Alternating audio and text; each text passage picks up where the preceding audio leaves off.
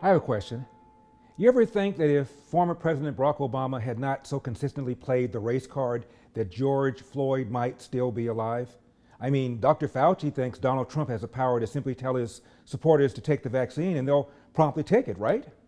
If he came out and said, go and get vaccinated, it's really important for your health, the health of your family, and the health of the country, it seems absolutely inevitable that the vast majority of people who are his close followers would listen to him. All right, let's follow that logic. I mean, how popular is Barack Obama?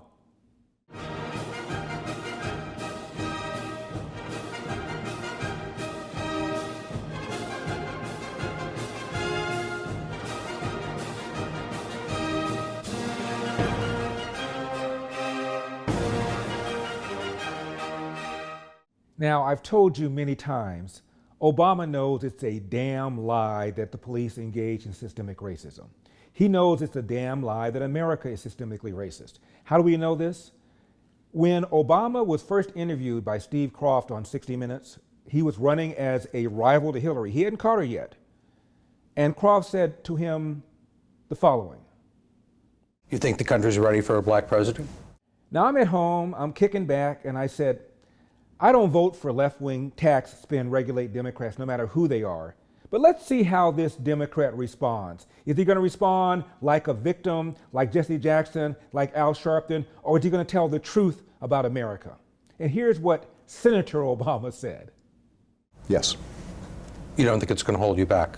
No. I think if I don't win this race, it will be because of other factors. It's going to be because I have not shown to the American people a vision for where the country needs to go that they can embrace. You think our economy is going to be shielded from these massive Biden tax increases? Think again. There's only one way to protect your savings, and that is to do what 10,000 other savvy investors have done, and that is to convert a portion of your retirement accounts into gold and silver with Birch Gold. When inflation hits, and it will, gold and silver will be your safe haven. Who is Birch Gold Group? As one of the top dealers of physical precious metals in the United States, Birch Gold Group helps Americans diversify their savings with gold and silver. Customers can purchase for physical possession or convert a portion of their IRA or 401k into an IRA backed by physical precious metals. Looking back historically, when the bottom falls out of everything, gold acts as a hedge. And I trust Birch Gold Group to convert your IRA or eligible 401k into an IRA backed by gold and silver. And through April 30th, on qualifying purchases, when you open a precious metals IRA with Birch Gold, they will send you a free home safe. You can't beat that. Text Larry to 474747 to get your free info kit and claim your eligibility for a free safe with qualifying purchase by April 30th.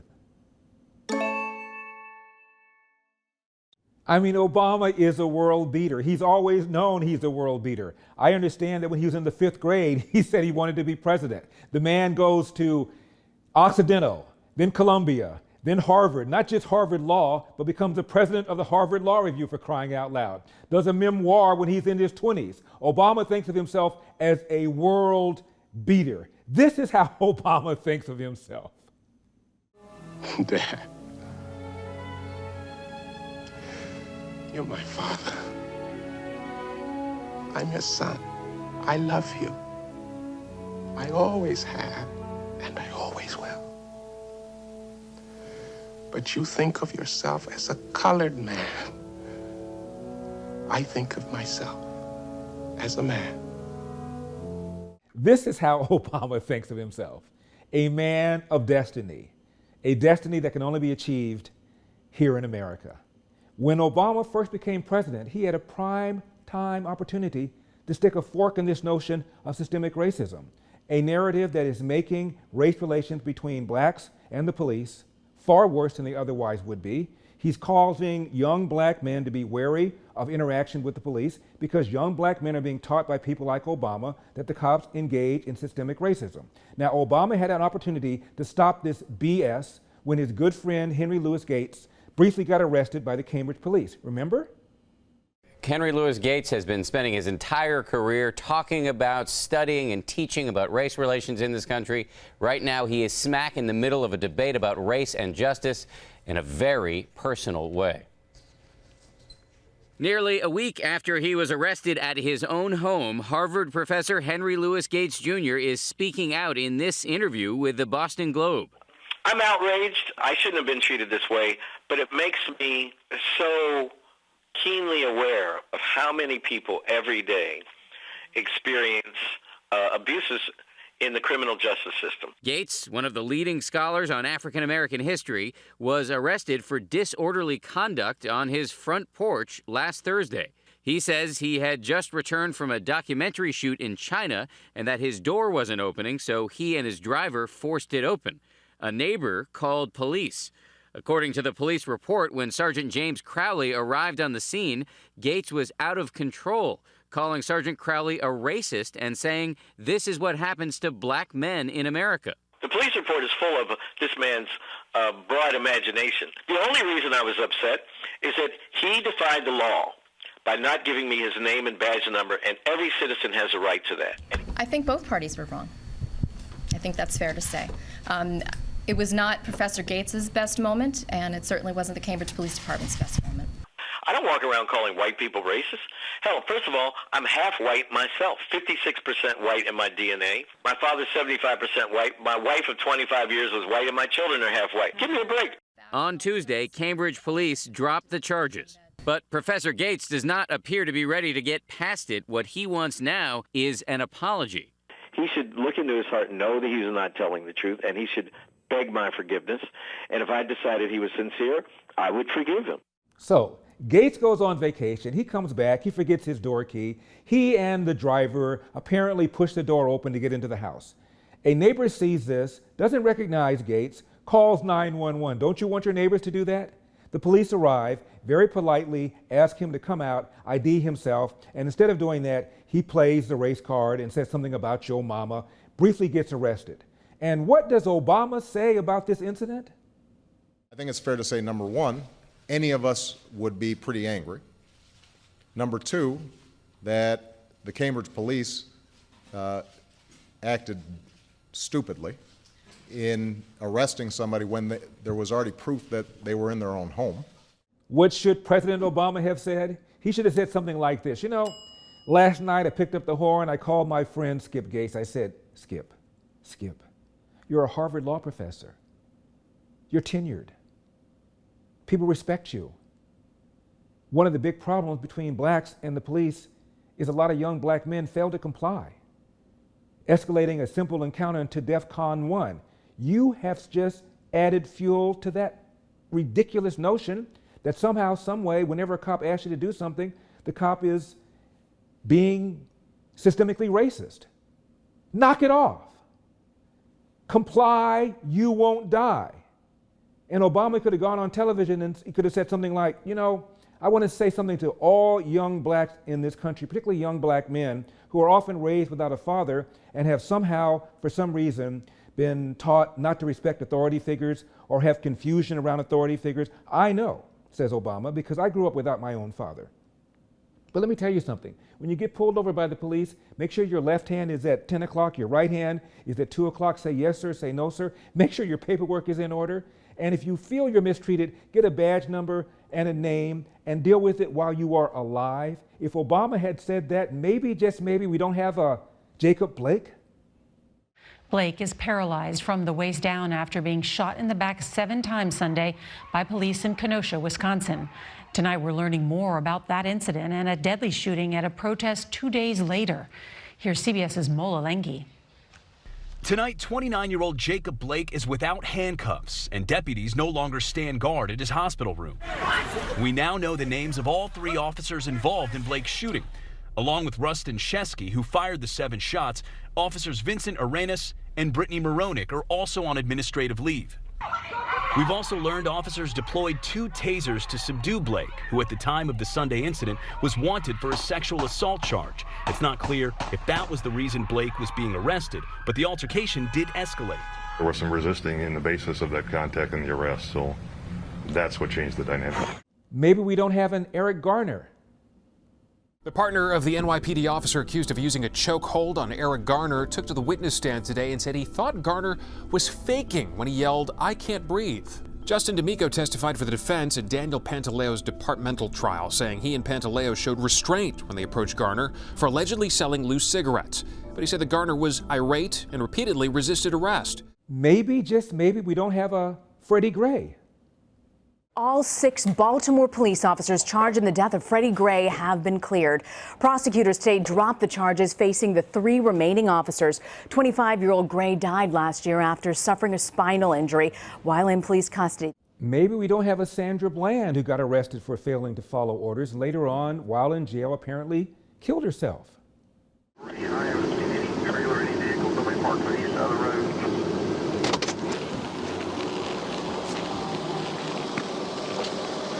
Hello, ma'am. With the Texas Highway Patrol, the reason for your stop is you failed to signal your lane change. Got your driver's license insurance with you? Can you give me a few minutes, all right? You okay? I'm waiting on you. This is your job. I'm waiting on you. What do you want me to Oh, say? you seem very irritated. I am. I really am, because I feel like it's crap for what I'm getting a ticket for. I was getting out of your way. You were speeding up, tailing me. So I move over, and you stopped me. So, yeah, I am a little irritated, but that doesn't stop you from giving me a ticket. So let's continue. Are you done? You asked me what was wrong, and I told you. Okay. So now I'm done, yeah. Okay. You mind putting out your cigarette, please? If you don't mind. I'm in my car. Why do I have to put out my cigarette? Well, you can step on out now. I don't have to step out of my car. Step out of the car. Step out of the car. No, you don't have the right. Step out of the car. You do not have the right to do that. I do have the right. Now step out or I will remove you. I refuse to talk to you other than to identify myself. Step out or I will remove you. I am getting removed for a failure. Step out or I will remove you. I'm giving you a lawful order. Get out of the car now or I'm going to remove you. And I'm calling my lawyer. I'm going to yank you out of here. Okay, you're going to yank me out of my car? Get out. Okay. All right. 25. Let's do this. Yeah, we're going to. Yeah. Don't touch me. Get out of the car. Don't touch me. I'm not under arrest. You don't have the right to take me. You are under arrest. I'm under arrest for what? 25. For what? 7 County FM 1098. Just For north what? of 290. Send me another unit. Get out of the car. Another unit FM 1098. Get out of the car now. Why am I being apprehended? You trying to give me a ticket I for your said failure? get out of the car. Why am I being apprehended? You I'm just giving you opened a my lawful car order. door. You just I'm opened going my to car drag you door. out of here. So you threatening to drag me out of my own car. Get out of the car. And then you I will stun light me? you up. Get out. Wow. Now. Wow. Get out of the car. Really, for a failure to signal. You're doing all of this for Get a failure over to there. Obama even irresponsibly made a racial thing out of the death of Trayvon Martin by George Zimmerman, the so-called neighborhood watchman. Now to the Trayvon Martin case, the newly released video and eyewitness reports about the struggle in the moments before that gunshot rang out. ABC's Matt Gutman has been analyzing this new evidence all day. A first look at how that fateful night began for Trayvon Martin, buying Skittles and iced tea at the 7-Eleven. And tonight, police recordings where, for the first time, we hear eyewitnesses describe Zimmerman's behavior in the seconds after the shooting. The guy had his hands in the air saying, "The gun's on the ground. I shot this guy in self-defense." To another witness, Zimmerman seemed dazed. Looked like he just got his butt whooped. Not shock, but like just getting up, just basically getting up from a fight. Zimmerman then spoke to that witness, who characterized him as oddly matter-of-fact. Not like he was in shock or anything. Not like, I can't believe I just shot someone. It was more like, just tell my wife I shot somebody. Like it was nothing. The prosecution has hours of recordings like these, hundreds of pages of documents, but lost to history the 80 seconds after Zimmerman told the 911 operator he was following Martin. Are you following him? Yeah. Okay, we don't need you to do that. And the first calls from neighbors reporting a fight. The guy yelling help. Oh my God. Hurry up, they're right outside my house. And what did President Obama say? You know, if I had a son, he'd look like Trayvon. Well, Mr. Zimmerman was tried for murder and the jury found him not guilty. And they said that race had nothing whatever to do with it. ABC's Matt Gutman, who's covered this trial all the way, starts us off from the courthouse in Sanford, Florida. Good morning, Matt. Take us inside that courtroom last night. Good morning, George. That courtroom was intense.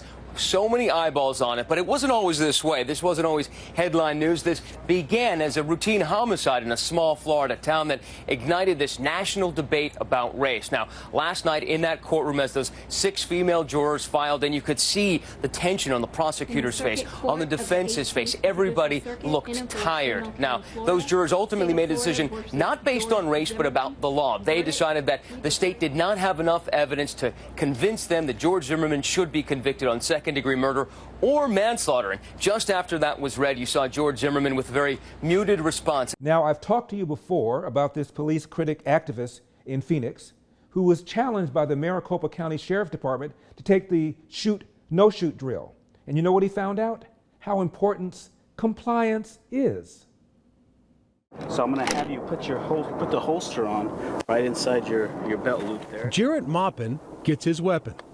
You might recognize him as a high-profile organizer in the minority community.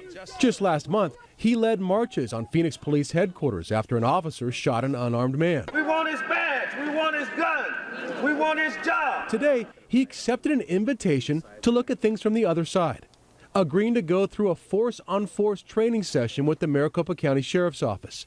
3 scenarios where you have to decide to shoot or not shoot. Scenario 1 is a call about a man casing cars in a parking lot. Maupin approaches the man and starts asking questions. What? Where you have your hand in your gun? You're looking for your vehicle. What kind of car do you drive? Where you have your hand in your gun? What kind of car do you drive? This is my car, man. Oh. Maupin, the officer, is shot. It happens that fast. At what time did you think that it was time for you to address the use of force that was given? When he came to the back of the vehicle, and was hiding. You know, I could sense something was wrong. Scenario 2, a call of 2 men fighting. What's going on today, gentlemen? What's wrong with you? What's going on today, gentlemen? What do you want? What's happening here? What's wrong with Back you? up. Huh? What are you doing, man? Hey! Hey, he shouldn't approach me. He shouldn't approach me. He shouldn't approach me. He shouldn't approach me. What happened in there? Yeah. What are you doing? You just shot him? Hey, he rushed me. Tell me why you shot. Well, I've shot because he was within that zone. You know, I felt there was an imminent threat. I didn't necessarily see him armed, but he came clearly to do some harm to the officer, to my person. It's hard to make that call. It shakes you up. Again, an unarmed man was shot. Scenario 3, a call about a possible burglar walking down the street. Maupin gets him on the ground. He's not complying. I need you to keep your hands up, sir. For what? Because I need to check that waistband. Well, why? What are you doing? Because I don't know what you have under there. Everybody, look at this guy. What are you doing? No shots fired, but the suspect did have a hidden knife in his waistband.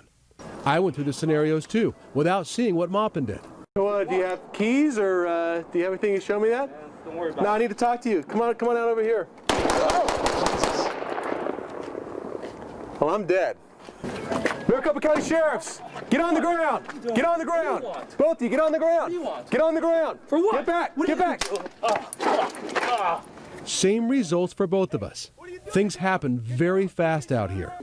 I asked Maupin what his biggest takeaway from this exercise will be. I didn't understand how important compliance was, but after going through this, yeah, my attitude has changed. This is all unfolding in 10 to 15 seconds. People need to comply with the orders of law enforcement officers for their own sake. Imagine how many lives might have been saved if Mr. Activist had told some of his followers, comply, you won't die. Anything that goes down, we can sort it out later, get a badge number, get a name. And if Mr. Obama had not played the race card consistently throughout 8 years, imagine what might have happened.